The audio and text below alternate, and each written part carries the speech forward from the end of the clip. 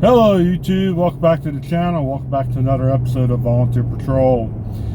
So on this particular patrol, I am, it's a special detail, DUI detail that we're working, and it's a roving patrol, which means we're out driving in a patrol car, looking and assisting law enforcement officers in locating any type of DUI offenders. We're not allowed to initiate traffic stops, but we can call out if we find something doesn't look right. Basically, see something, say something type of situation. So we're out. We can do other enforcement actions that we're allowed to do as part of our daily routine and stuff. So we're out, and I had chose this particular detail. It's within, I believe, a 5 or 15 mile radius. I believe 5 mile radius. We'll use that as a good example. From the side of the what they call the BAT, which is the breath analyzer testing, mobile breath analyzing testing site. So, anywho, so we're allowed to patrol 5 miles from that particular site, 5 mile radius, and this particular site allowed us to patrol the local toll road. And I'm patrolling the toll road. I like to stay on the toll road. Usually you get some pretty good action on the toll roads, and see quite a bit of stuff. So we are, I'm by myself, don't have anybody with me, and I'm pull up to a what appears to be a disabled vehicle. Sorry about the windshield there, guys. I'm seeing that it's getting a little hazy. Again, it seems like every time I pull this camera out, it's raining.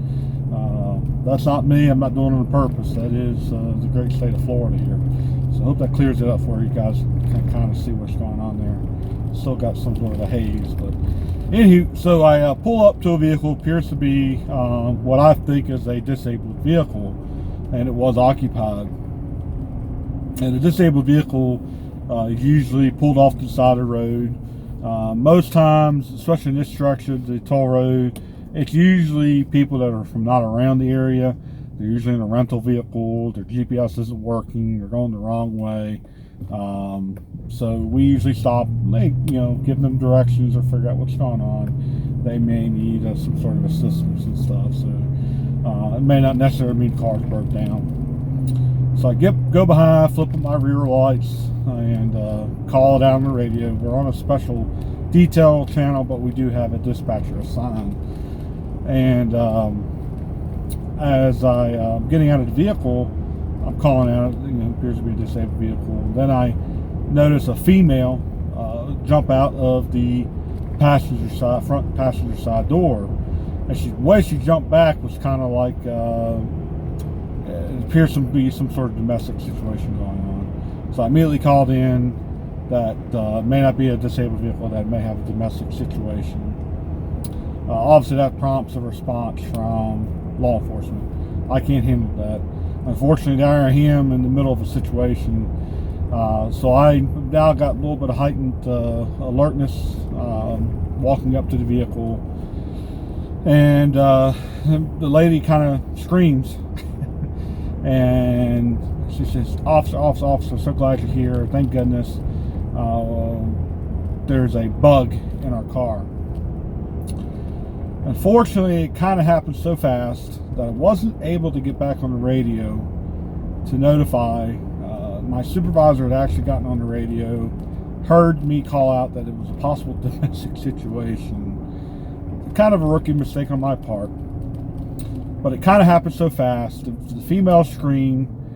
The husband or male occupant jumps out of the vehicle on the driver's side now. He's got this ginormous white rag, and they are actively trying to smush this bug in the vehicle. And luckily for me, I do carry flashlight, and that is part of one of our gear. So we begin searching this vehicle frantically to try to find this bug.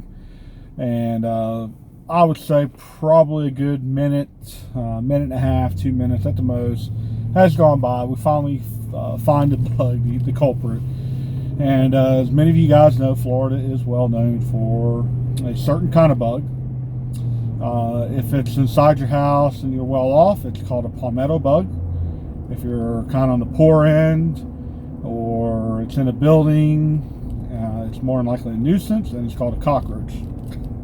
So take it as it is. Many of you guys are correct me. No. A palmetto bug has wings. I don't care.